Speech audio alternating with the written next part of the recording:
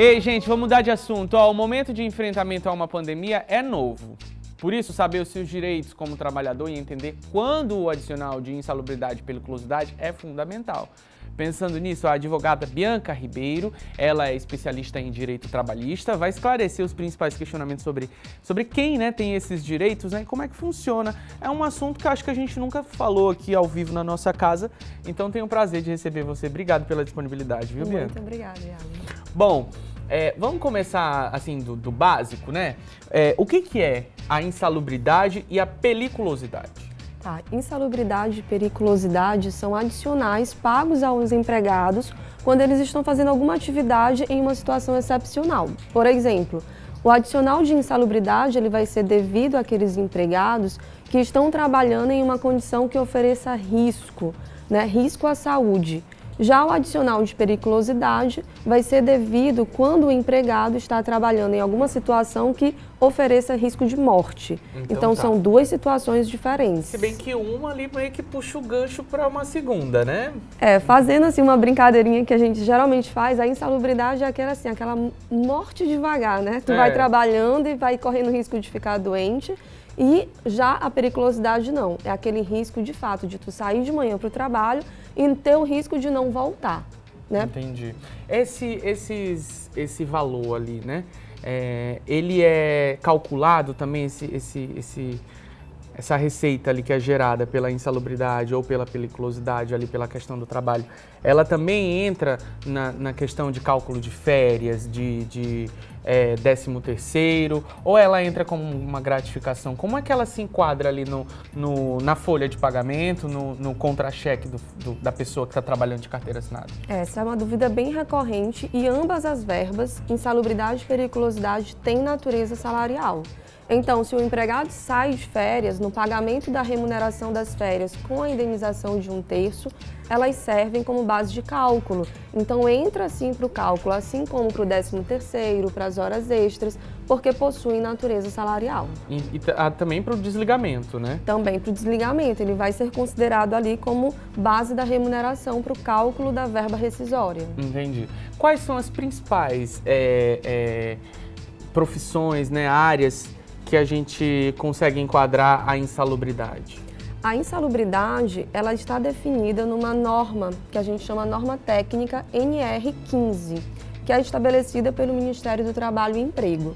E aí ela traz algumas previsões taxativas, como o empregado que está sujeito a ruídos excessivos, calor excessivo, frio, câmeras hiperbáricas.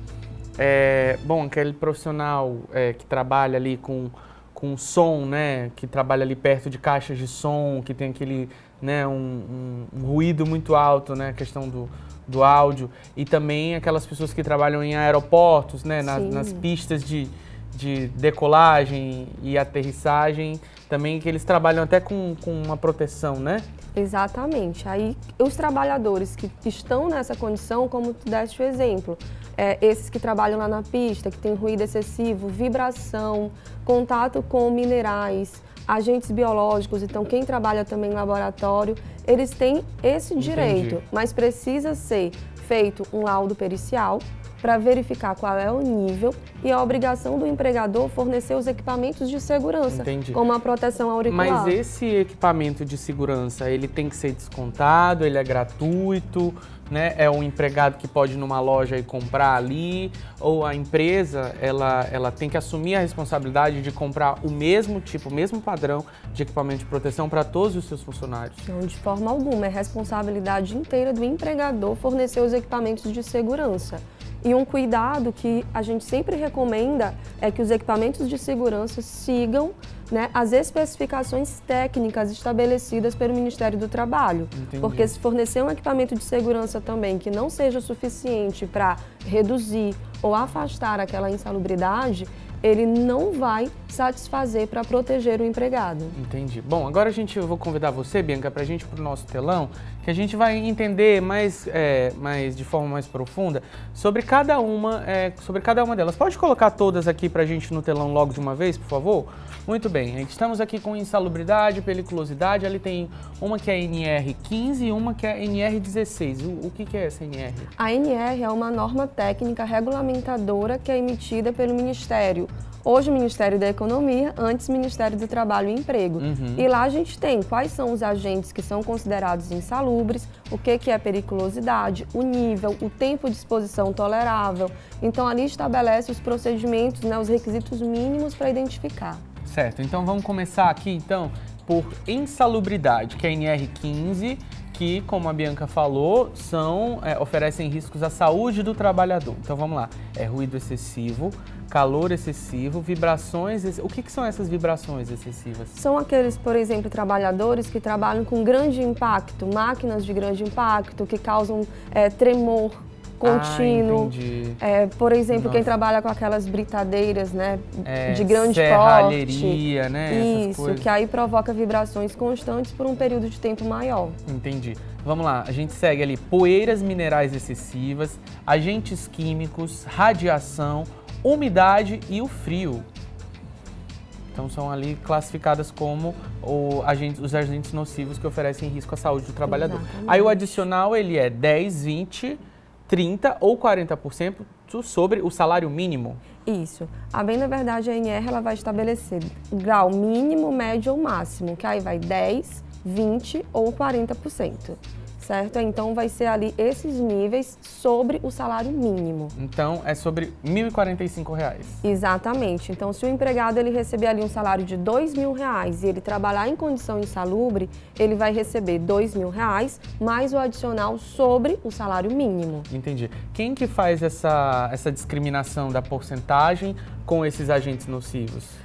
No momento em que o empregador ele verifica que ele vai exercer uma atividade insalubre, conforme está lá na NR15, ele precisa contratar um laudo pericial para verificar esse grau, se é pequeno, médio ou máximo, e depois ele vai fazer o acompanhamento através de um documento que se chama LTCAT, que é laudo técnico das condições ambientais de trabalho. Entendi. Então só depois disso que aí o empregador vai saber, né? É no momento da contratação mesmo. No momento da contratação, quem é o responsável para dizer o grau é o médico ou engenheiro do trabalho. Agora eu tenho uma dúvida, que eu acho que todo mundo tem também. Se essa pessoa tiver mais de um agente nocivo, ou então se ela é contratada para uma função, mas de repente ela foi promovida e a partir dessa promoção ela ganha mais ali um agente nocivo. Essa porcentagem, esse adicional, ele duplica? Esse cálculo ele é refeito em cima do salário mínimo ou continua o mesmo benefício? Continua o mesmo benefício. O que pode acontecer é que quando o empregado ele está ali em contato com mais de um agente insalubre, ele pode ter majorado, né, de 10% para 40%. Mas continua o pagamento de um único, não duplica e nem triplica. É uma condição geral do contrato de trabalho. Entendi. Certo, muito bem. Agora a gente vai para a periculosidade, que é a NR16, que ela já oferece risco de morte ao trabalhador. E aí, segundo aqui no telão, tem ali explosivos, inflamáveis, roubo ou violência física, motocicletas e eletricidade. Exatamente. Esses roubos e violência física, quais são as profissões? Assim, o exemplo mais comum é o vigilante. O vigilante. Isso, inclusive o vigilante ele é dito taxativamente na lei de vigilância que ele tem direito à periculosidade. Entendi. Volta lá para mim, por favor. E aí essa base de cálculo, ela já não é em cima do salário de R$ 1.045, que é o salário mínimo. Ela é um adicional de 30% que é calculado sobre o salário base. Isso, exatamente. Aqui ela é sobre o salário base, que então é a remuneração do empregado. No mesmo exemplo que eu dei, aquele empregado que tem um salário de R$ 2.000 e tem direito à periculosidade, os 30% vão incidir sobre os R$ 2.000. E a gente fala salário base porque se, por exemplo, ele trabalhar à noite como vigilante, ele tem direito também ao adicional noturno. Mas esse adicional noturno não serve como base de cálculo da periculosidade. Entendi. Só em cima do salário base mesmo, dele. Né? E aquele empregador que ele tem um contrato, ele não tem uma CLT, né? Ele não é assegurado lá pela carteira de trabalho.